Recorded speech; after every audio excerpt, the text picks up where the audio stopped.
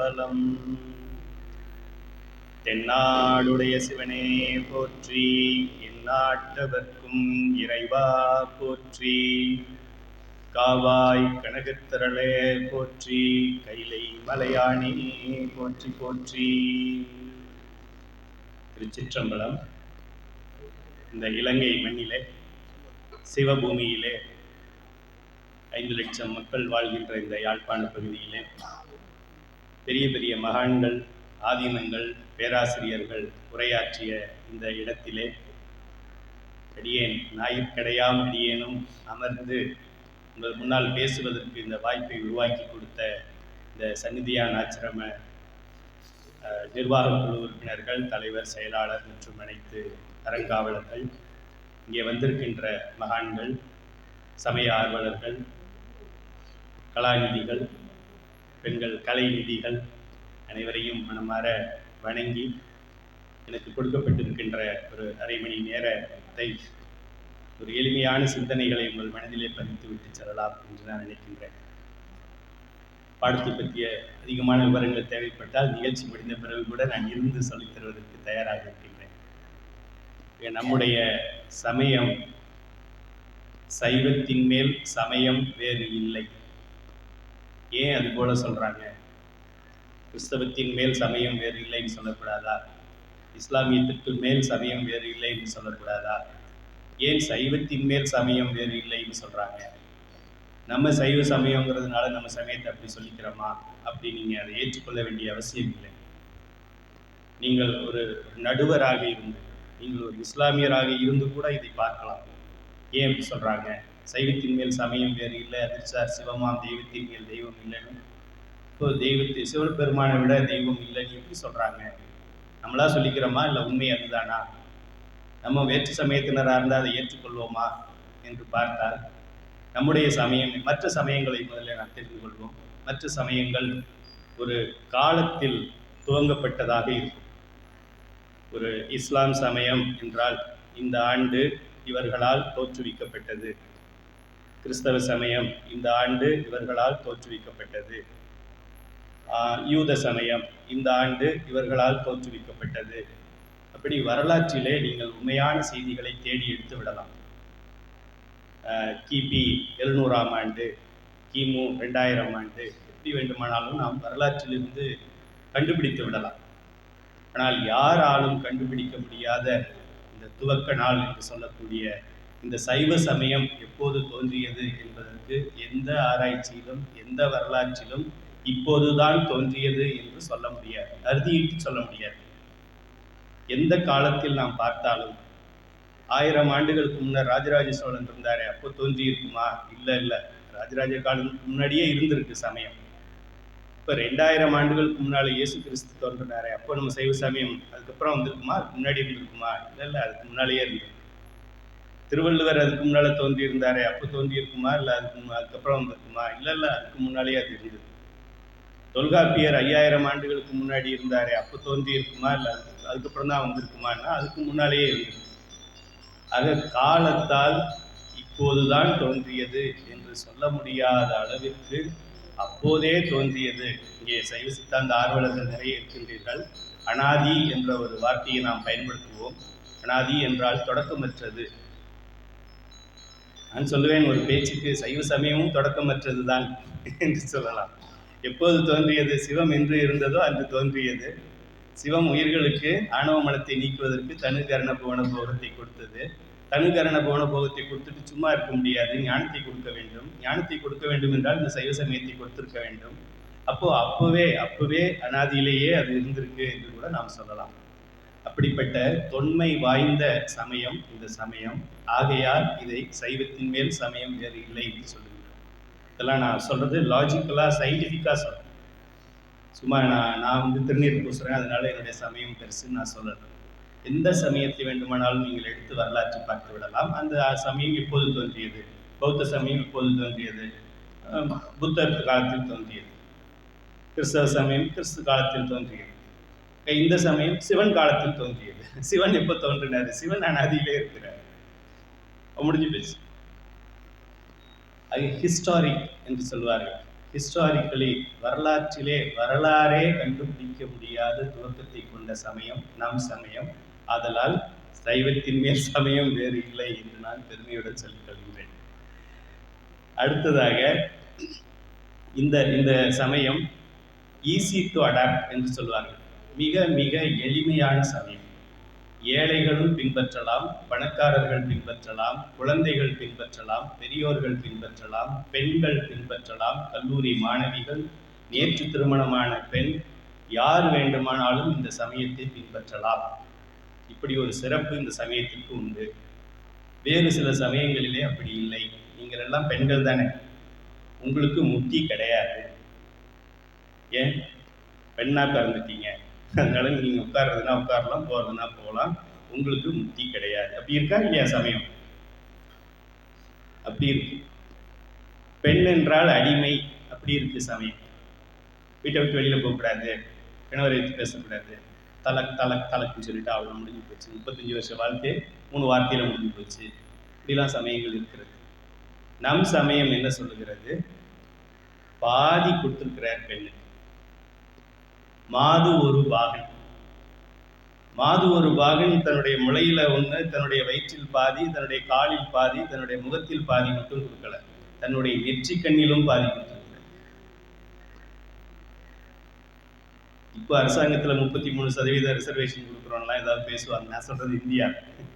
50% ரிசர்வேஷனை அப்பதுல இருந்தே கொடுத்திருக்கிறாரு நம்முடைய சிவபெருமான்.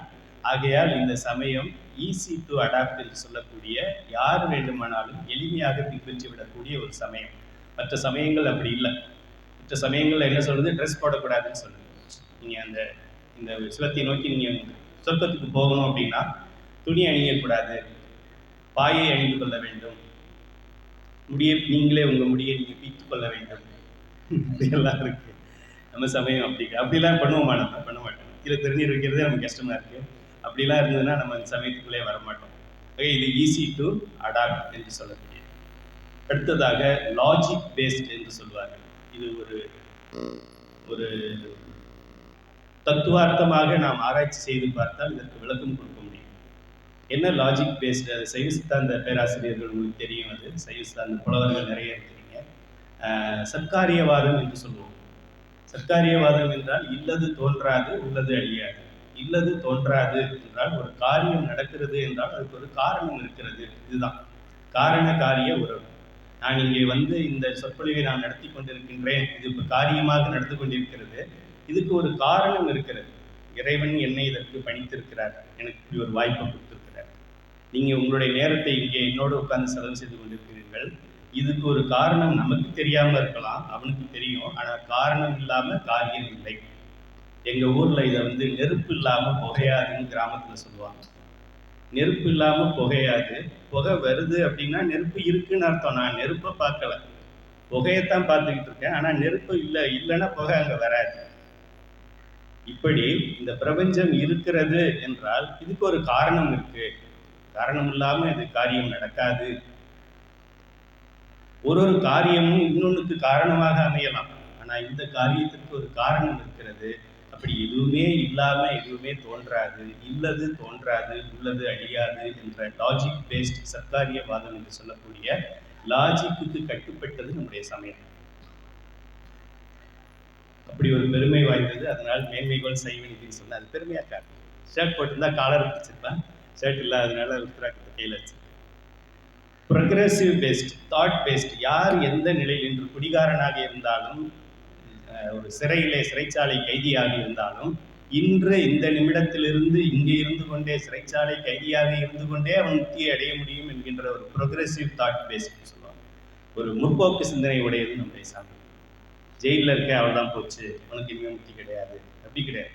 ஜெயிலில் இருக்கும்போதே நமச்சிவாய் நமச்சிவாய் நமச்சிவாய் நமச்சிவாய் நமச்சிவாய் நமச்சிவாய் நமச்சிவாய் நமச்சிவாய் நமச்சிவாய் நமச்சிவாய் நமச்சிவாய் நமச்சிவாய் நமச்சிவாய் நமச்சிவாய் நமச்சிவாய். எப்போ நேரம் கிடைக்குதோ, எப்போ போர் அடிக்குதோ அப்போ நமச்சிவாயன்னு சொன்னா கூட முக்திக்கு போயிடலாம் அப்படின்னு எல்லோருக்கும் ஒரு முற்போக்கு சிந்தனையையும் ஒரு தன்னம்பிக்கையையும், நமக்கு நிச்சயம் முக்தி உண்டு என்கின்ற ஒரு இலக்கையும் நமக்கு காண்பிக்கின்றது நம்முடைய சமயம்.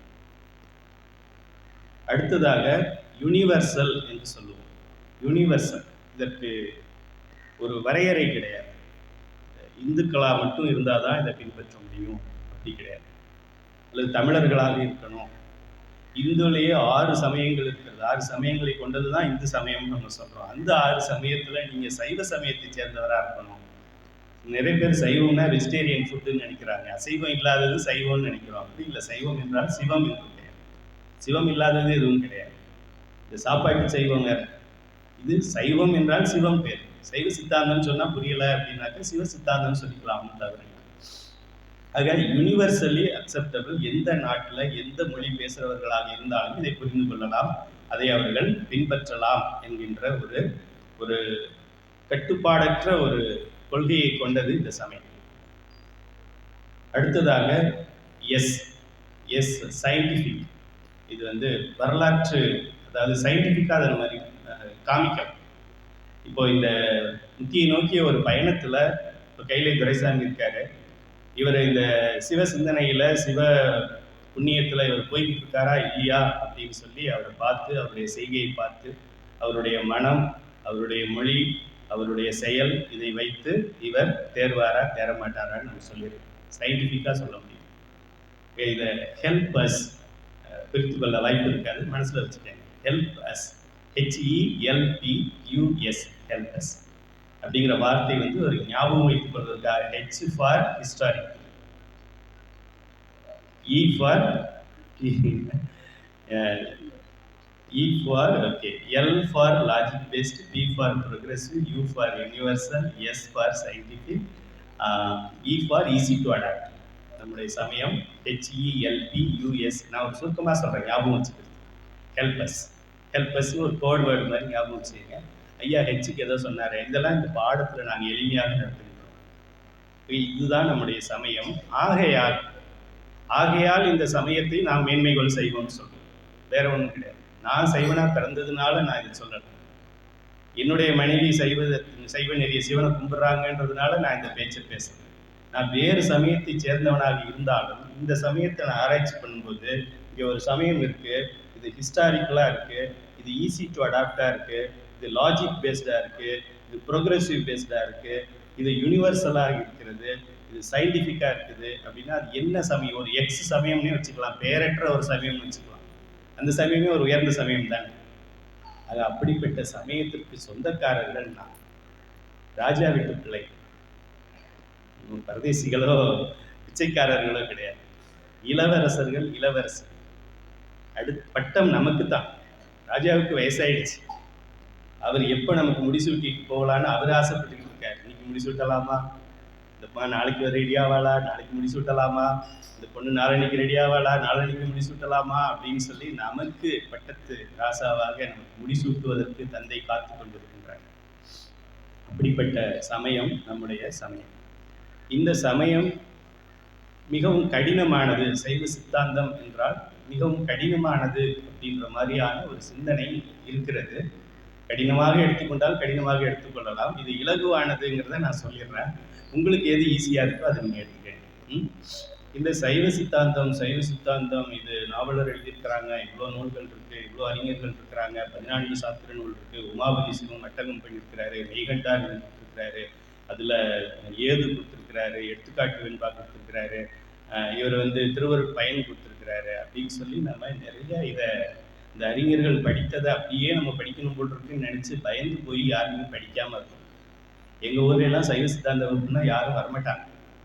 யார் வருவாங்கன்னா வீட்டில் ரொம்ப போர் அடிக்கிறவங்க வருவாங்க, அப்படி இல்லைன்னா ஒய்ஃபு கூட சண்டையாக இருந்தாக்க வருவாங்க, இல்லைன்னா ஒரு நாள் ஞாயிற்றுக்கிழமை சரி ஃப்ரீயாக இருந்துட்டு வருவோமே அப்படிங்கிறவங்க வருவாங்க, இல்லைன்னா சிலது லூஸு வரும், சிலது முத்தி போனது வரும். இப்படி தான் எங்கள் ஊரில் இருக்குது. ஒரு இதை கொடுத்து வச்சுருக்காங்க, அது வேறு வேலை இல்லை, சித்தாந்தன் அங்கே போய் உட்காந்துக்குது அப்படி சொல்லுவாங்க. அப்படி இல்லை. இது குழந்தைகள் படிக்க வேண்டிய பாடம். முதல்ல மொழியை படித்த உடனேயே இந்த பாடத்தை நம்ம படிக்க வேண்டும். அதுக்கப்புறம் தான் social science, maths, physics, chemistry, biology, botany, zoology அதெல்லாம் அப்புறம் தான் படிக்கணும். அதுக்கு முன்னால் இந்த பாடத்தை படிக்கணும். படிக்கலாம். கைலை அறக்கட்டளையில் நாங்கள் நடத்துகிற அந்த ஐயா சொன்னாங்களே, அந்த பாடத்தை 1ஆம் வகுப்பு, அதாவது 6 வயது, 5 வயதுக்கு அப்புறம் தமிழ்நாட்டில் பள்ளிக்கு சேர்க்கலாம். 6 வயதுடைய 1ஆம் வகுப்பு படிக்கின்ற ஒரு மாணவி படித்து, நான் நேர்முக தேர்வில் கேள்வி கேட்குறேன் அவங்ககிட்ட, முப்பொருள் உண்மைன்னா என்ன அப்படின்னு கேட்குறா. அந்த குழந்தை பதில் சொல்லுது. சிவபெருமானுக்கு எத்தனை குணங்கள் அப்படின்னு கேட்டால் என் குணத்தான்னு சொல்லுது. என்னென்ன குணம், ஏதாவது 1 2 சொல்லுமான்னா 8 வரிசையாக சொல்லுது. அதில் இந்த 4 குணங்கள் சத்தை சேர்ந்தது, இந்த 3 குணங்கள் சித்தை சேர்ந்தது, இந்த கடைசி குணம் வந்து ஆனந்தத்தை சேர்ந்தது. அவனை சச்சிதானந்தன்னு கூட சொல்லலாம் ஐயா அப்படி சொல்லுது. எல்லா கேள்வியும் கேட்டு முடிச்சுட்டு ஓகேம்மா எனக்கு பாஸ் பண்ணிட்டேன்னு சொல்கிறேன். அவ்வளோதானா கேள்வி, அவ்வளோதானா பரிச்சை அப்படி கேட்குது. இந்த புத்தகத்தில் இருக்கிற அத்தனையும் அந்த குழந்தை தெரிஞ்சு வச்சிருக்கு. அந்த புத்தகத்தை நீங்கள் படித்தா போதும். வெறும் 100 கிராம் தான் அந்த புத்தகம். 100 கிராமுக்கு என்ன இருக்குது, கத்திரிக்காய் கூட இருக்காது. 100 கிராம் தான் புத்தகம், 100 பக்கம் தான். ஐயா திரு நிகேதன் அவர்கள் அவர்கிட்ட பெற்றுக்கொண்டு படிக்கலாம். இந்த பாடத்தை நான் சொல்லிக் கொடுக்கறது உங்களுக்கு தெரிஞ்சிச்சுன்னா உங்களுக்கு சைவ சித்தாந்த சுடர் அப்படின்னு சைவ புலவர் பட்டத்தை போல இது உங்களுக்கு இன்டர்நேஷனல் சான்றிதழ் ஒன்று வழங்கியிருக்கிறோம். உங்கள் பெயருக்கு முன்னால் நாளை முதல் நீங்கள் சைவ சித்தாந்த சுடர் கைலை துரைசாமி அப்படின்னு நீங்கள் அதை நீங்கள் உங்கள் பெயரை நீங்கள் எழுதி கொள்ளலாம். இந்த பட்டத்தை பயன்படுத்தி கொள்ளலாம். ஏன் ஈஸியானதுன்னு நான் சொல்கிறேன் அப்படின்றத நீங்கள் தெரிஞ்சுக்கணும். இப்போ முதல்ல குழந்தைகளுக்கு நம்ம தமிழ் கற்றுக் கொடுக்கும்போது எத்தனை எழுத்துக்கள் சொல்லிக் கொடுக்குறோம்? உயிர் எழுத்துக்கள் 12 சொல்லிக் கொடுப்போம் தானே. முதல்ல ஆனா தானே போட்டு காமிப்போம். அகர முதல எழுத்தெல்லாம். ஆ ஆ இ ஈ சொல்லுங்க பார்க்கலாம். தமிழ் தெரியுதான்னு பார்க்குறேன். உ ஊ ஏ ஏ ஐ ஓ ஓ அவ் அத்தனை எழுத்து படிக்க வேண்டியது. எத்தனை எழுத்து? 12 எழுத்துக்கள் படிக்கணும். இதோட முடிச்சிட முடியாது. அ ந அணில், ஆ ந ஆடு, வார்த்தை ஃபார்ம் பண்ணணும்ல. இ இலை, இ ஈ, ஊ உரல், ஊ ஊசி, ஏ எறும்பு, ஏ ஏணி, அப்படி வார்த்தையெல்லாம் படிக்க வேண்டியது.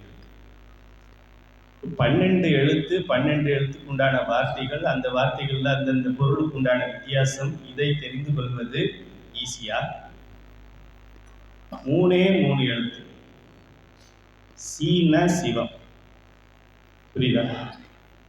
சீன சிவம், மன்னா மலம், ஏன்னா உயிர். இது எப்படி ஞாபகம் வச்சுக்கிறது? ஏ இ அப்படி ஞாபகம் வச்சுக்கலாம். அந்த உயிர்ங்கிறது வந்து இல்லை, யாவும் ஈ ஞாபகம் வச்சுக்கிறது. ஏன்னா சீனா சிவம், மன்னா மலம், ஏன்னா உயிர். இதுதான் சைவ சித்தாந்தம். இதுக்கு மேலே ஏதாவது இருந்ததுன்னா அறிஞர்கள் வந்து இங்கே சொல்லலாம். இல்லை நீங்கள் ரொம்ப இதை சிறுமைப்படுத்துறீங்க, இதை விட நிறையா இருக்குது சித்தாந்தத்தில். அவர் உமாபதி சிவம் அப்படி சொல்லியிருக்கிறாரு, அருள்நிதி சிவாச்சாரியார் இப்படி சொல்லியிருக்கிறாரு. யார் சிவபெருமானே வந்து சொன்னாலும் சீனா சிவம், மன்னா மலம், ஏன்னா உயிர்ங்கிறத தவிர இந்த சிலபஸ் தவிர சிவபெருமான் எக்ஸ்ட்ரா பாடமே நடத்த முடியாது. இல்லை அசிங்கமாக பார்த்தீங்க ஐயா, என்ன ரொம்ப தலைக்கணம் ஜாஸ்தின்னு நினைக்கிறேன். சிவபெருமானுக்கே சிலபஸ் கொடுக்குறாரு அவர். யாராவது பேராசிரியர்கள் நான் சொல்றது சரின்னா சரின்னு சொல்லுங்க, தவறுனா தவறுன்னு சொல்லுங்க. சீனா சிவம், மன்னா மலம், ஏன்னா உயிர், சைவ சித்தாந்தம் முடிஞ்சிருச்சு. வேற எந்த எழுத்தும் நீங்க இப்போதைக்கு படிக்க வேண்டாம். எத்தனை நூல்களை நீங்க படிச்சாலும் கடைசியா சீனா சிவத்தை பத்தி படிச்சிருப்பீங்க, இல்லைன்னா மன்னா மலத்தை பத்தி படிச்சிருப்பீங்க, ஏங்கிற உயிரை பத்தி படிச்சிருப்பீங்க. இது தவிர சைவ சித்தாந்தம் அமெரிக்காவில் கூட கிடையாது. இப்போ 12 எழுத்துக்களும் அதுக்கு உண்டான வார்த்தைகளும் அதுக்கு உண்டான விளக்கங்களும் வித்தியாசங்களையும் கற்றுக்கிறது ஈஸியா? 3 எழுத்தும் அதுக்கு உண்டான பெயரும் அதுக்கு உண்டான வித்தியாசத்தை கற்றுக்கிறது ஈஸியா? 12 ஈஸியா, 3 ஈஸியா? அமைதியா இருக்கீங்க, நீங்களாம் பேச மாட்டீங்களா? 3 தான் ஈஸி. அப்புறம் ஏன் சைவ சித்தாந்தம் கடினம்னு யார் சொன்னது உங்களுக்கு? நீங்களே சொல்லுங்க. இப்போ நான் சொல்றதை வச்சு சொல்லுங்க, சைவ சித்தாந்தம் ஈஸியா கஷ்டமா? ஈஸி போல சொல்றீங்க, ஆனா உங்களுக்கே தெரியுமா தெரியாதான்னு தெரியல. அது ரொம்ப கஷ்டமான பாடம் அப்படிதான் இருக்கு. சரி, ஆங்கிலத்துல ஒரு குழந்தைக்கு நம்ம பாடம் சொல்லி கொடுக்குறோம். என்ன சொல்லி கொடுக்குறோம்? ஏபிசிடி சொல்லி தரணும்ல. ஏபிசிடி FGHHJKLMNOP QRST UVWXYZ 26 எழுத்து சொல்லி கொடுக்குறோம். 26 எழுத்து மட்டும் சொன்னா பத்தாது. A for apple, B for boy, C for cat, D for dog, E for elephant, F for fox அப்படின்னு Z ஃபார் ஜீப்ரா வரைக்கும் சொல்லித்தார். 26 எழுத்துக்களும் 26 எழுத்துக்களுக்கு முன்னாடி குறிக்கின்ற அந்த பெயரையும் அந்த ஒரு பெயருக்கு இன்னொரு பெயருக்கு உண்டான வித்தியாசம் என்னங்கிறதெல்லாம் கற்றுக்கிறது ஈஸியா?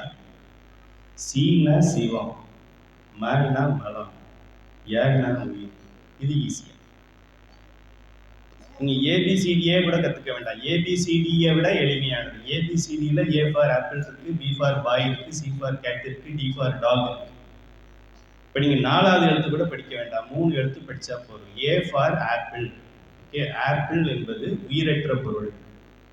ஆப்பிளுக்கு உயிர் இருக்கா? உயிர் இல்லைன்னா அறிவு இருக்குமா?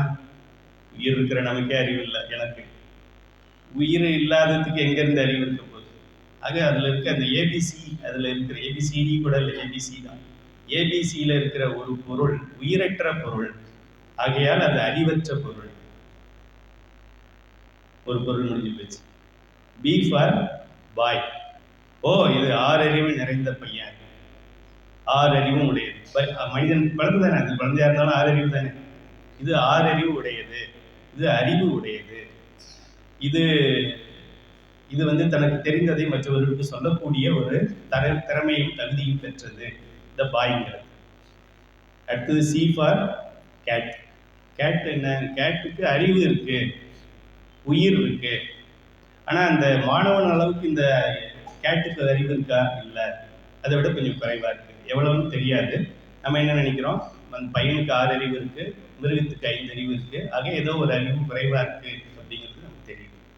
ஆக இந்த ஏ ஃபார் ஆப்பிள் ஒரு உயிரற்ற அறிவற்ற ஜட பொருள் ஒன்று இருக்கிறது. அதை சைவ சித்தாந்தத்துல மலம் என்று சொல்லுவோம். பாசம் அப்படின்னு சொல்லுவோம். அறிவற்ற உயிரற்ற சடப்பொருள். மற்ற ரெண்டும் அதை இயக்கினா அதுபடி அது இயங்குமே தவிர அதுவா இயங்க தெரியாது. இன்னொன்னு முழு அறிவு, 6 அறிவும் பெற்ற ஒண்ணு அது இருக்கு. இன்னொன்னு அறிவு பொருள், ஆனா அந்த 6 அறிவு அளவுக்கு அறிவு இல்லை, அதை விட கொஞ்சம் குறைவா இருக்கு. அந்த பையன் வந்து இந்த பூனைக்கு பிஸ்கெட்டை போட்டோ இல்லை வா வாங்கி கொடுத்தாலும் அது வரும், போனா போகும், இப்படி சொன்னபடி கேட்கக்கூடிய 3வது பொருள். பதி என்றால் முற்றறிவு உடையது சிவபெருமான், பேரானந்தக்காரன், பேரறிவு, அவன் ஒருவன் இருக்கின்றான். அடுத்ததாக பசு என்று சொல்லக்கூடிய உயிர்கள் இருக்கின்றது. இது அறிவு பொருள், ஆனால் சிற்றறிவு பொருள். இது அறிவு நிறைய இருந்தாலும் ஆணவ மல மறைப்பால் மறைக்கப்பட்டதுனால சிற்றறிவா இருக்குது. அடுத்தது பாசம் என்று சொல்லக்கூடிய மலம், அது அறிவற்ற உயிரற்ற பொருள். ஏபிசிடி கூட நீங்க கத்துக்க வேண்டாம், ஏபிசி கத்துக்கிட்டாலே சைவ சித்தாந்தம் முடிஞ்சு போச்சு. சைவ சித்தாந்தத்துல இதை விட நிறைய இருக்கு. அப்படி யாராவது இருந்தா இங்க வந்து இன்னொரு மைக் தரம் பக்கத்துல உட்காந்து பேசு. இல்ல பதி பசு பாசம் தவிர அதுல நிறைய இருக்கு. கோஷம்னு ஒண்ணு இருக்கு. கோஷமெல்லாம் பாசத்துக்குள்ளதான் வருமே தவிர இந்த 3 தவிர கைலாய மலையில சிவபெருமான் நந்தியம் பெருமானுக்கு நடத்தின பாடமும் அதுதான். நந்தியம் பெருமான் சனத்குமாரருக்கு நடத்தினது அதுதான். சத்தியஞான தரிசனிகளுக்கு அவர் சொல்லி கொடுத்தது அதுதான். பரஞ்சோதி முனிவருக்கு அவர் சொன்னதும் அதுதான். மெய்கண்டாருக்கு பரஞ்சோதி முனிவர் சொன்னதும் அதுதான். மெய்கண்டார் உமாபதி சிவத்துக்கு சொன்னது அதுதான். உமாபதி சிவம் மறைஞான சம்பந்தருக்கு சொன்னது அதுதான். மறைஞான சம்பந்த உமாபதி அருள்நந்தி சிவாச்சாரியார், அருள்நந்தி சிவாச்சாரியார் மறைஞான சம்பந்தருக்கு சொன்னாலும் அதுதான். மறைஞான சம்பந்தர் உமாபதி சிவத்துக்கு சொன்னது அதுதான். உமாபதி சிவம் ஆதீன குருமாருக்கு சொன்னது அதுதான். அவர்கள் எல்லாம் நம் ஆசிரியர்களுக்கு சொன்னது அதுதான். நம்ம கற்பிக்கிறது சிலபஸ். ஆக இந்த சமயம் எளிமையான சமயம், எல்லாரும் பின்பற்றக்கூடிய ஒரு சமயம். இது நம்முடைய வாழ்க்கையை பற்றிய கல்வி. என்னுடைய கை வைக்கிறேன்ல, என்னுடைய அப்படின்னா இது வரைக்கும் ஒன்னா நினைச்சுக்கிட்டு இருக்கேன். இந்த சித்தாந்தத்தை படிக்கும் பொழுதுதான் என்னுடைய அப்படின்னா 2 இருக்கு. என்னுடைய உடம்புல உயிர்னு ஒண்ணு இருக்கு, மெய்யின்னு ஒண்ணு இருக்கு. தமிழ் எழுத்துக்கள்ல உயிர் எழுத்துக்கள் இருக்கிறது, மெய் எழுத்துக்கள் இருக்கிறது. க அப்படின்னு ஒரு எழுத்து இருக்கு அப்படின்னா க தனியா பிறக்கல, க வந்து இக்கு அ அது 2 சேர்ந்தது க. ஆக ஒரு மெய்யும் ஒரு உயிரும் சேர்ந்தது இந்த உயிர் மெய் எழுத்தாகிய கைலை துரைசாமி. இதுக்குள்ள ஒரு உயிர் இருக்கு, இதுக்குள்ள ஒரு மெய் இருக்கு. அது 2 சேர்த்துதான் நான் சொல்லிக்கிட்டேன். என்னை படிச்சது யாரு அப்படின்னா, என்னை படிச்சது சிவபெருமான் சொன்னாலும் தவறு. ஏன்னா இதுல என்னுடைய உயிரை சிவபெருமான் படைக்கல. அது எப்ப தெரியும்? சைவஸ்தானத்துல படிக்கும்போதுதான் தெரியும். இப்ப சிவபெருமான் என்னை படைக்கல, நானா வந்தேன், நான் அனாதின்னு சொல்ல முடியுமா? நான் அனாதின்னு சொல்ல முடியாது. நான்ல வந்து உடல் அனாதி கிடையாது, அது சிவபெருமான் கொடுத்தது. ஒரு பிறவிக்கு மாற்றி மாற்றி கொடுக்குறாரு. 4 வகை பிறப்பு. என்னென்ன வகையான பிறப்பு உங்களுக்கு தெரியும்? இப்போ நீங்க ஏதாவது ஒரு ஜீவராசியை பார்க்குறீங்க, மரத்தை பார்த்தா கூட இது ஏதாவது இந்த 4ல இருந்து தான் தோன்றி இருக்கணும். சில பேர் ரொம்ப சயின்டிஃபிக்கா சொல்லு, எங்க இருக்காரு இதுல முருகன் எங்க இருக்காரு காமி, சயின்டிஃபிக்கா எனக்கு எக்ஸ்பிளைன் பண்ணு. கல்லுக்கு போய் பாலையும் தயிரையும் ஊத்துறீங்களே முட்டாள், அதுக்கு பிள்ளைங்களுக்கு கொடுத்துருக்கலாம் பாலை அப்படிலாம் பகுத்தறிவாளன்னு சொல்லி தமிழ்நாட்டில் சில பேர் சம்பாதிச்சுட்டு இருக்காங்க. அவனுக்கு அதுல முருகன் தெரியறதில்லை, நந்திய பெருமான் தெரியறதில்லை, தெரிஞ்சவங்களுக்கு தெரியுது. ஆக 4 வகை தோற்றத்தில் தான் வந்திருக்க வேண்டும். ஒன்று வியர்வையிலிருந்து வந்திருக்க வேண்டும், அல்லது வித்திலிருந்து வந்திருக்க வேண்டும், அல்லது வியர்வை வித்து முட்டையிலிருந்து தோன்றி இருக்க வேண்டும், அல்லது ஒரு தாயின் கருவிலிருந்து தோன்றி இருக்க வேண்டும். இந்த 4 வகை தவிர வேற தோற்றமே கிடையாது. இந்த 4 வகை தோற்றம் 7 வகையா அதை பிரிக்கலாம். தோற்றம் 4ஆக இருந்தாலும் பிரிப்பது 7 வகையாக பிரிக்கலாம். ஒன்று தாவரங்கள், அறிவு குறைவாக இருக்கிறது, மூவாகாதது, அந்த இடத்துல தான் இருக்கும். அது வாழ்க்கை முடிகிற வரைக்கும் ஒரு தாவரம். நான் இங்கே இருந்தேன், அப்புறம் பெரியவன், இப்போ நம்ம சொல்கிறோம்ல, படிக்கும் பொழுது இங்கே படிச்சுட்டு இருந்தேன், வேலை கிடைக்கும் பொழுது கொழும்புக்கு போயிட்டேன், அப்புறமா கல்யாணத்துக்கு நான் அமெரிக்கா போயிட்டேன் அப்படின்னு சொல்கிறபடி மரம் சொல்ல முடியாது. இதெல்லாம் ஒரு இடத்திலேயே இருக்கக்கூடிய உயிரினங்கள், அறிவு குறைவாக உள்ள உயிரினங்கள். ஸோ இதெல்லாம் தாவரங்கள். அதுக்கடுத்து நீர் வாழ்வன, அதுக்கப்புறம் ஊர்வன, அதுக்கப்புறம் பரப்பன, அதுக்கப்புறம் விலங்குகள், அதுக்கப்புறம் மனிதர்கள், அதுக்கு மேலே தேவர்கள். இப்படி 7 வகையாக பிரிக்கலாம். நாளை ஏன் 7ஆக பிரிக்கிறீங்கன்னா, ஒரு உதாரணத்துக்கு சொல்கிறேன். முட்டையிலிருந்து தோன்றியதுன்னு வைக்கிறோம்னு செய்யுங்க. முட்டையிலிருந்து என்னென்ன தோன்றுறது? முட்டையிலேருந்து பறவை வருது, காக்கை, குருவி, அதெல்லாம் முட்டையிலேருந்து தான் வருது. பாம்பு, பூரான், கரையான், அதெல்லாம் கூட முட்டையிலேருந்து தான் வருது. அப்போது முட்டையிலிருந்து தோன்றியதுன்னு நம்ம சொன்னாலும் அதுக்குள்ளேயே பறக்கிறதும் இருக்குது, ஊறுவதும் இருக்குது. அதனால நம்ம இதை 7ஆக பிரிக்கிறோம். அதுக்கப்புறம் 84 லட்சம் யோனி பேதங்கள்னு சொல்கிறோம். அந்த உடல் 84 லட்சம் நம்பர் கிடையாது, 84 லட்சம் வகைகள். இந்த 84 லட்சம் வகைகளில் பல்வேறு பிறப்புகளை நாம் பிறந்து பிறந்து பிறந்து பிறந்து பிறந்து அனுபவம் பெற்று, திருவாசகத்திலே மாணிக்க வாசகர் கூறுவது போல, புல்லாய் பூடாய் புழுவாய் நிறமாய் பல்விருகமாய் பறவையாய் பாம்பாய் கல்லாய் மனிதராய் பேயாய் கணங்களாய் வல்ல அசுரராய் முனிவராய் தேவராய் செல்லாக நின்ற இத்தாவர சங்கமத்துள் எல்லா பிறப்பும் பிறந்து இழைத்தேன் என் பெருமாள். இதெல்லாம் பண்ண பிறகு நம்முடைய ஆணவ மலம் கொஞ்சம் கொஞ்சமாக தேய தேய அறிவு விளக்கம் பெற பெற நீயே உன் பொன்னடிகள் கண்டு இன்று வீடுற்றேன்.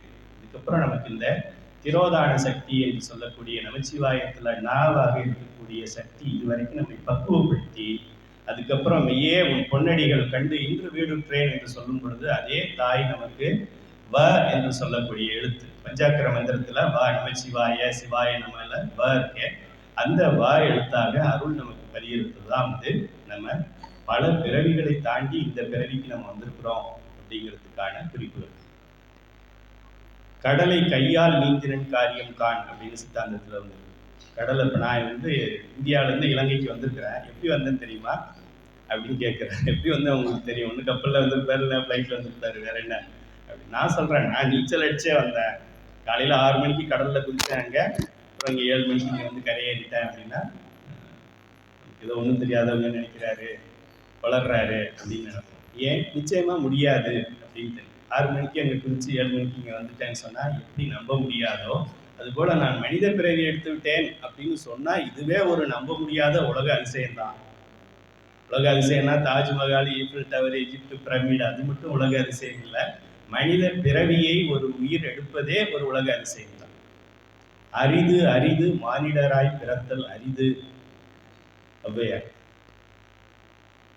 வாய்த்தது நந்தமக்கு இது ஒரு பிறவி மதித்திடுமீன். திருநாவுக்கரசு. மதித்திடும், வீணாக்கிடாதீங்க, திரும்ப கிடைக்காது. அப்படி இந்த மனித பிறவியை பெற்ற நாம் என்ன செய்ய வேண்டும் என்றால், இறைவனுடைய திருவடியை நாம் அடைய வேண்டும். அதுக்கு தான் இந்த பிறவியை கொடுத்தது. சாப்பிடணும், கல்யாணம் பண்ணிக்கணும், இனப்பெருக்கம் செய்யணும், அந்த பிள்ளைக்கு பால் ஊட்டணும், அந்த பிள்ளைக்கு ஒரு கல்யாணத்தை பண்ணி வைக்கணும், அதை ஒரு நல்ல கல்லூரியில் சேர்த்து விடணும். இது மற்ற மிருகங்கள் இதைத்தானே பண்ணிக்கிட்டு இருக்கு. ஸ்கூலில் பண்ணலை, மற்றதெல்லாம் பண்ணிக்கிட்டு தான் இருக்கு. நாய் என்ன பண்ணுது? அது சின்ன வயசில் அது வளருது, அப்புறமா அது ஒரு கல்யாணம் பண்ணிக்குது, அப்புறம் குழந்தை பிறக்குது, அப்புறம் குழந்தை வளருது, அப்புறம் அது ஒரு குட்டி போடுது, 10 குட்டி போடுது, இது 10 குட்டி போடுது.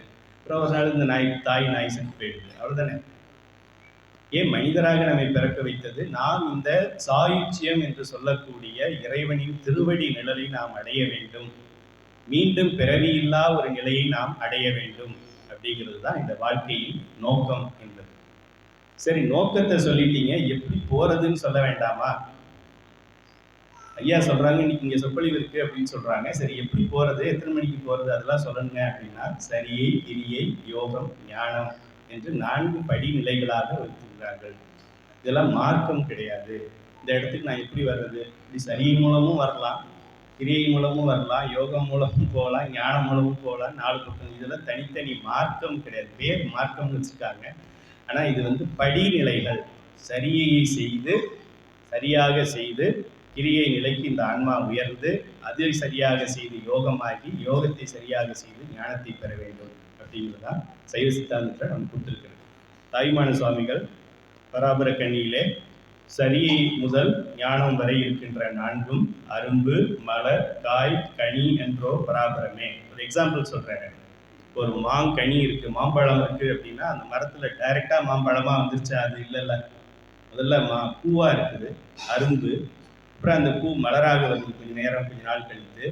அந்த மலர் தான் காய் ஆகுது, மாங்காய் ஆகுது. அந்த காய் தான் கனி ஆகுது. ஆக இந்த மரம் வெறும் பூவாக பூக்கும், இந்த மாமரம் வெறும் அரும்பு தான் பூக்கும் அப்படின்னு சொல்ல முடியாது. இந்த மாமரம் வெறும் மலர் தான் பூக்கும், டைரெக்டாக மலர் பூத்துரும், அரும்பே வராது அப்படி கிடையாது மாமரம். இதில் அரும்பும் கிடையாது மலரும் கிடையாது, நேரடியாக காய் வந்துடும் அப்படி இல்லை. இன்னொரு மரம் நேரடியாக பழம் வந்துடும் அப்படிங்கிறது தான் மார்க்கம் மார்க்கம் மார்க்கம்னு குழப்பிட்டாங்க. மார்க்கம் இல்லை, படிநிலைகள், ஆன்மாவின் பக்குவத்தின் படிநிலைகள் என்று இதை நாம் சொல்லலாம். நம்ம இதை வரிசைப்படி தான் நம்ம போவோம்.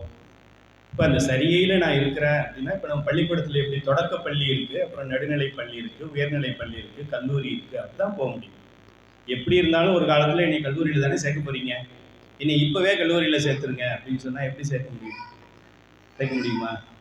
இதெல்லாம் தாண்டினதான் நீ கல்லூரிக்கு தகுதியாக முடியும். கல்லூரியில் போய் சேர்க்கறது பிரச்சனை இல்லை, கல்லூரி பாடத்தை படிக்கணும் புரிஞ்சுக்கணும்னா இதெல்லாம் நீ சேர்க்கணும். அதனால நம்ம சமயத்தில் சரியை அப்படின்னு ஒரு முதல் நிலையை வைத்திருக்கிறாரு. இது அட்லீஸ்ட் இறைவன் அங்கே இருக்கிறாரு சாமி, ஸ்க்ரீன் போட்டிருக்கிறாங்க, உள்ளே இருக்கிறாரு அப்படின்னு வெளியில் புறத்தில் பார்த்து பார்த்து ஒரு பொருளை பார்த்து ஒரு உருவத்தை பார்த்து. நீங்கள் பள்ளிக்கூடத்துக்கு பாடப்பள்ளிக்கெல்லாம் போனீங்கன்னா தெரியும், அங்கே நிறைய பொம்மைகள் வச்சுருப்பாங்க, பார்த்துருக்கீங்களா? ஆப்பிள் எல்லாமே பொம்மை வச்சுருப்பாங்க, படங்கள் வரைஞ்சி சார்ட்டெல்லாம் ஒட்டியிருப்பாங்க. ஏன்னா நம்மளுடைய ஆன்மாவுடைய அறிவு தூளத்தை அறிந்து கொண்டு அதன் மூலம்தான் சுக்குமத்தை அறிய முடியும். எடுத்த உடனே ஒரு குழந்தைக்கு ஆப்பிள் ஆப்பிள் ஆப்பிள் ஆப்பிள்னு ஒரு சின்ன குழந்தை காதில் சொல்லுங்க, அதுக்கு புரியுதா பாருங்க? புரியாது. அதுக்கு ஆப்பிள்னா அப்படி இருக்கும்னு படத்தை காமிக்கணும், இல்லைன்னா ஒரு பிளாஸ்டிக் ஆப்பிள் காமிக்கணும், அப்படி இல்லைன்னா நிஜமான ஒரு ஆப்பிளை காமிச்சு இது ஆப்பிள்னு அது மனசில் பதிஞ்ச பிறகு அதுக்கப்புறம் பெரியவனான பிறகு ஒரு ஒருவரையும் அதை காமிக்க வேண்டாம். அதுபோல் இந்த ஆன்மாவுக்கு ஆரம்பத்தில் அங்கே இருக்காரு அவர் முருகன், இந்த இடது பக்கம் இருக்காங்களே அவங்களுக்கு பேர் தெய்வானின்னு பேர், வலது பக்கம் இருக்கிறவங்களுக்கு பேர் வள்ளியின் பேர். இவங்களுக்கு வந்து பச்சைப்படவை கட்டணும், அவங்களுக்கு வந்து மஞ்சள் படவை கட்டணும். இப்படி ஒரு உருவத்தை பார்த்து சொல்லி கொடுத்து அங்கே இருக்கிறது முருகனா தெய்வானையா வள்ளியா இல்லை, அங்கே இருக்கிறது ஞானமே வடிவான ஞானம், ஞான சக்தி அங்கே இருக்கிறது. இந்த பக்கம் இருக்கிறது கிரியாசக்தி இருக்கு, இந்த பக்கம் இருக்கிறது இச்சாசக்தி இருக்கு. ஆக இச்சாசக்தி, கிரியாசக்தி, ஞானசக்தி ஆகிய 3 சக்திகள் இந்த ஆன்மாவை பக்குவப்படுத்துவதற்காக இறைவன் பயன்படுத்துகின்ற சக்திகள். அங்கே முருகன்ல இருக்கிற தத்துவம் அதுதான். எங்க ஊர்ல கருப்பு சட்டை போட்டுக்கிட்டு காசு சம்பாதிக்கிற கும்பல் ஒன்று இருக்கு. அவர் சொல்லுவா, உங்க சாமியை 2 பொண்டாட்டி வச்சிருக்காரு, இப்போ நான் வச்சுக்கிட்டா என்ன தவறு அப்படி கேட்பான். முருகனை அசிங்கப்படுத்துறதுக்கு இப்படி ஒரு கேள்வியை கேட்பாரு. முருகனுக்கு பக்கத்தில் இருக்கிறது இச்சாசக்தி கிரியாசக்தின்னு அவனுக்கு தெரியாது, முருகன் ஞான சக்திங்கிறது அவனுக்கு தெரியாது. அதை நம்ம தான் எடுத்து சொல்றோம். இதை வேற யார் சொல்லுவாங்க? வேறு சமயத்தினர் வந்து அப்படி முருகனை தப்பா பேசாதப்பா, உனக்காகத்தான் அதெல்லாம் அவர் பண்ணது, அவருக்கு ஒன்றும் தேவை கிடையாது. அதையும் எப்படி உருவகப்படுத்தி இருக்கிறாங்க, ஞான வடிவில முருகப்பெருமானும் இச்சை கிரியையாக வள்ளி தெய்வானையும் இருக்கிறதா தான் நமக்கு புரியறதுக்காக அப்படி பேர் கொடுத்து புடவை கொடுத்து வச்சிருக்காங்க. இதை யார் எடுத்து சொல்லுவாங்க? நம்மை போன்ற அறிவாளிகள் தான் எடுத்து சொல்லுவாங்க. தெரிஞ்சவங்க 10 பேர் இருக்கோம், தெரியாதவங்க 90 பேர் இருக்காங்க. அது தெரிந்தவர்கள் தெரியாதவர்களுக்கு சொல்லித்தர வேண்டியது நம்முடைய கடமை. அதுபோல சிவன் படைக்கும் கடவுள் பிரம்மா, காக்கும் கடவுள் விஷ்ணு, அழிக்கும் கடவுள் சிவன் சொல்றாங்க. அழிக்கும் கடவுள் தான் சிவனா? ஏன் அவருக்கு படைக்க தெரியாதா? அவருக்கு காக்க தெரியாதா? அழிக்கவே தெரியுது அப்படின்னா அவனுக்கு காக்க தெரியாதா? அழிக்கவே தெரியுது அப்படின்னா அவனுக்கு படைக்க தெரியாதா? சிவபெருமான் அந்த அழித்தல் தொழிலை செய்வோர் சிவபெருமான் கிடையாது. சிவபெருமானுடைய உருவத்தை தாங்கிய உருத்திரன்கிறவர் அவர் பண்றாருப்பா. முக்தி நிலையில சாலோகம், சாமீபம், சாரூபம்ன்ற ஒரு நிலையில அந்த ஆன்மா இருந்ததுன்னா இறைவனுடைய உருவத்தை நம்ம எடுத்துக்கலாம். இப்போ எனக்கு ரொம்ப நெருக்கமானவர்கள் பையா வந்தாங்க, இந்த பை உள்ள எதையோ வச்சாங்க, எதையோ எடுத்தாங்க. என்னன்னு நான் அவங்கள்ட்ட சண்டை போடலை. எதையா வேற எதாவது எடுத்துட்டு போயிட்டாரா, பர்ஸ் எடுத்துட்டு போயிட்டாரா, பணத்தை எடுத்துட்டு போயிட்டாரான்னு பார்க்கல. ஏன்? ஒரு நம்பிக்கையில இவங்க செஞ்சாங்கன்னாக்க இதை செய்யலாம். வேற புதுசாக வந்தவர் ஒருத்தர் கை வச்சாருன்னா என்ன பண்ணியிருப்பாங்க, என்ன பண்ண போறீங்க எதுக்கு அப்படின்னு நான் கேட்டிருப்பேன். அதுபோல முக்தி நிலையிலே ஆன்மாக்கள் சாரூப நிலையில இருக்கின்ற ஆன்மாக்கள் இறைவனுடைய உருவத்தை தாங்கிக் கொள்ளலாம் அப்படிங்கிற ஒரு உரிமையை இறைவன் கொடுத்திருக்கிறாரு. அதுபோல சிவபெருமானுடைய உருவத்தை தாங்கி இருக்கின்ற உருத்திரன், அந்த உருத்திரன் தான் அந்த அழிக்கும் கடவுளை தவிர சிவபெருமான் கிடையாது. அதுக்கப்புறம் மறைக்கும் கடவுள் இருக்கு, அருளும் கடவுள் இருக்கு. இதை 5ஐயும் செய்கின்றவர். 5 மேனேஜரை போட்டு எல்லாத்துக்கும் கம்பெனி நடத்துறவர் சிவபெருமான். அவர் எல்லாத்துக்கும் மேலானவர். படைக்கும் கடவுளையே படைப்பவர் அவரு, காக்கும் கடவுளையே காப்பவர் அவரு, அழிக்கும் கடவுளையே அழிப்பவர் அவரு. சங்கஹாரன் பேர். சங்கரன் நம்ம சொல்லுவோம். சங்கரன்னா சங்காரன், சங்கஹாரன் என்று பெயர். சங்கஹாரத்தை செய்கிறவன் தான் மகா சங்கஹாரத்தை செய்யக்கூடிய வல்லமை பெற்றவன் சிவபெருமான் தான். ஆக இந்த பிரம்மா விஷ்ணு சிவன் இனிமே வாழ்நாளில் சொல்லவே சொல்லாத, இது மகா பாவம். இது நீ சிவனை புரிஞ்சிக்கவே இல்லை. பிரம்மா விஷ்ணு உருத்திரன் மகேஸ்வரன் சதாசிவம் இவங்க எல்லாருக்கும் பாஸ், அல்டிமேட் பாஸ் சிவபெருமான். இந்த சமுதாயத்தில் இந்த ஒரு விழிப்புணர்ச்சியை நம்ம செய்யணும். இதை நம்ம செய்யாமல் வேறு சமயத்துக்காரர்கள் செய்வாங்களா? ஒரு இஸ்லாமியரோ கிறிஸ்தவரோ அப்படி போய் சிவபெருமானை நீங்கள் அழிக்கும் கடவுள்னு சொல்லாதீங்க. அவர் ஐந்தொழில் செய்யக்கூடியவர். அவர் தான் அண்ட சராசரங்களையும் படைப்பதும் காப்பதும் ஒடுக்குவதும் மறைப்பதும் அருளுதலும் செய்கிறவரே. அவரை போய் நீங்கள் அழிக்கிற கடவுள், அழிப்பாரு, உதப்பாரு, மிதிப்பாரு, சோதிப்பாருன்னு சொல்லாதீங்க அப்படின்னு வேற யாராவது எடுத்து சொல்ல முடியுமா? நம்ம தான் எடுத்து சொல்ல முடியும். ஆக நம்ம இந்த ஆணவ மல பிடிப்பிலே இருந்த இந்த உயிர்கள் பக்குவப்பட்டு, அதாவது ஆணவ மலம் விலகி இறைவனுடைய திருவடி, இறைவனுடைய இயல்பாகிய சச்சிதானந்தம், சத்து சித்து ஆனந்தம். சத்து என்றால் மாறாதது. இப்போ நம்ம இன்னைக்கு நிறைய பேர் இந்த ஆலயத்துக்கு வந்திருக்கீங்க. நேற்று வந்தீங்களா? பாதி பேர் வரல, முக்கால்வாசி பேர் வரல. புதுசாக வந்திருக்கீங்கன்னு நினைக்கிறேன். சான்றிதழ் பெறுவதற்கு சிலர் வந்திருக்கீங்க. நேற்று வந்திருக்க மாட்டீங்க, இன்னைக்கு வர்றீங்க. இப்போ நேற்று வரல அப்படின்றதுனால அது அப்படித்தான் கிடையாது. இன்னைக்கு வருவீங்க.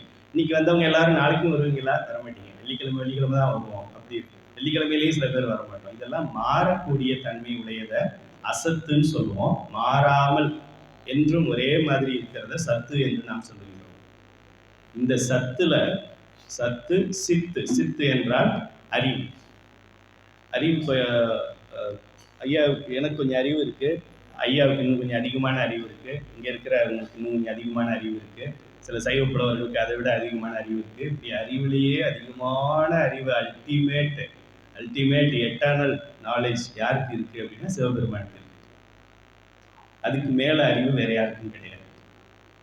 அதுபோல ஆனந்தம். இப்போ உங்கள்கிட்ட பேசிக்கிட்டு இருக்கும்போது எனக்கு ஆனந்தமா இருக்கு. இப்படியே பேசிக்கிட்டே இருக்கலாம் போல் இருக்கு. உங்களுக்கு தான் டைமை பற்றி கவலைப்படுறீங்க. எனக்கு டைம் கவலை இல்லை. நான் அடுத்த வாரம் தான் நான் இந்தியா போகிறேன். அதனால அது வரைக்கும் பேசிக்கிட்டே இருக்கலாம் போல இருக்கு. ஆனால் எப்படி இருந்தாலும் எனக்கு சொல்லிடுவாங்க, ஐயா இப்படிங்க என்ன 5 நிமிஷம் தான் இருக்கு அப்படின்னு சொல்லிடுவாங்க.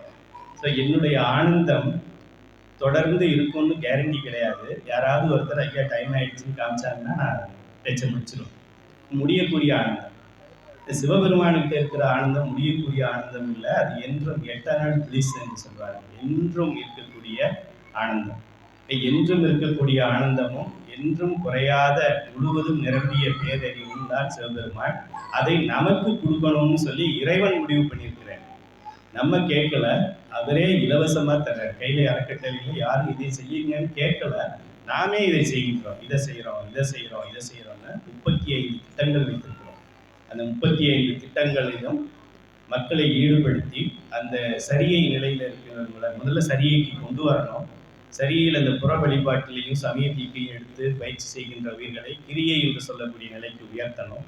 அதுக்கப்புறம் யோக நிலைக்கு உயர்த்தி, ஞான நிலைக்கு உயர்த்தி எல்லாரையும் இறைவனுடைய திருவடிக்கு நமக்கு எடுத்து செல்ல வேண்டும்.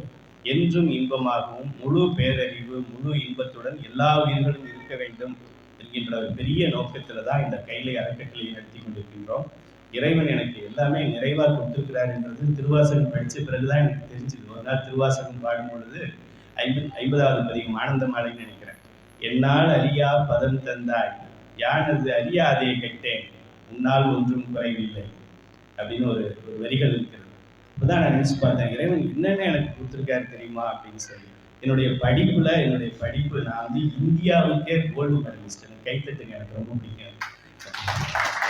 யூனிவர்சிட்டிக்கு கிடையாது, தென் மாகாணம் வட மாகாணத்துக்கு கிடையாது, மொத்த இந்தியா 140 கோடி மக்கள்ல யாரெல்லாம் இன்ஜினியரிங் படிச்சிருக்கிறாங்களோ அவங்க எல்லாரை விட நம்பர் 1 கோல்டு மெடலிஸ்ட். முடியுமா அது மாதிரி? அவரு கொடுத்துருக்கிறாருன்னு எனக்கு திருவாசகம் படிக்கும்போது தான் திடீர்னு ஞாபகம் வந்துச்சு, அடடா இப்படி கொடுத்துருக்கிறாரு அப்படின்னு சொல்லி. அதுக்கப்புறம் என்னுடைய மாஸ்டர்ஸ் எம்டெக் சொல்லக்கூடியதுல இன்ஸ்டியூட், நம்ம இந்தியாவிலே ரொம்ப famous institute, Birla institute of technology, அங்கே என்னுடைய மாஸ்டர்ஸ், அதில் நான் கோல்டு படித்தேன். எம்பிஏக்கு 1000 காலேஜ் இருந்தாலும் இந்தியன் இன்ஸ்டிடியூட் ஆஃப் மேனேஜ்மெண்ட் அதுதான் நம்பர் 1 காலேஜ். இந்தியாவில் நம்பர் 1, வேர்ல்டில் நம்பர் 9th ரேங்க். அங்கே என்னுடைய எம்பிஏ முனைவர் இவ்வளோ கொடுத்துருக்கிறாரு. அதுபோல் பணியில் ஆரம்பத்தில் சர்வீஸ் ஸ்டேஷனில் கார் கழுவிட்டு இருந்தேன். அப்புறம் என்னோட மல்டிநேஷனல் கம்பெனி 50,000 பேர் வேலை செய்கிற கம்பெனிக்கு என்னை இயக்குனராக கொண்டு போயிட்டேன். படிப்பாக இருக்கட்டும், இதாக இருக்கட்டும், பதவிகளை என்ன பதவி, இப்போ யாராவது இந்த ஒரு இடத்துல உங்களுக்கு நாங்கள் தலைவர் ஆக்குறவங்கள அப்படின்னா நான் காலில் வந்து உங்களுக்கு வேண்டாம் அப்படின்னு சொல்லி, இதை விட பெரிய பதவியெல்லாம் நம்ம பார்த்தாச்சு. அதுபோல் பணம் உங்களுக்கு வந்து நன்கொடை, ஐயா சொன்னாங்க எல்லாம் இலவசமாக தரோம், நன்கொடை தரோம். நன்கொடை எங்களுடைய செயலுக்கு கொடுங்க. இது நம்ம 10,000 பேருக்கு பிரிண்ட் பண்ணி கொடுக்குறோம், அதுக்கு பணம் கொடுங்க. என்னுடைய பிழைப்புக்கு பணம் தேவை கிடையாதுங்கிற அளவுக்கு இறைவன் வைத்திருக்கிறார். ஸோ இறைவன் இவ்வளவும் நமக்கு கொடுத்து, தனு கரண புவன போகத்தை கொடுத்து, நமக்கு இதை அறிகின்ற ஞானத்தை கொடுத்து, சரியை கிரியை யோக ஞானத்தை கொடுத்து, அருளாளராகிய திருஞான சம்பந்தர், திருநாவுக்கரசர், சுந்தரர், மாணிக்க வாசகர் இவங்களெல்லாம் அவதாரம் செய்ய வச்சு, இவங்க 4 பேரும் வந்து என்ன சம்பாதிச்சாங்க சொல்லுங்க பார்க்கலாம். என்ன வேலை செஞ்சாங்க, என்ன குடும்பம் நடத்தினாங்க, என்ன சம்பாதிச்சாங்க? எல்லாம் லூசுங்க, பொழைக்க தெரியாத பிள்ளைங்க.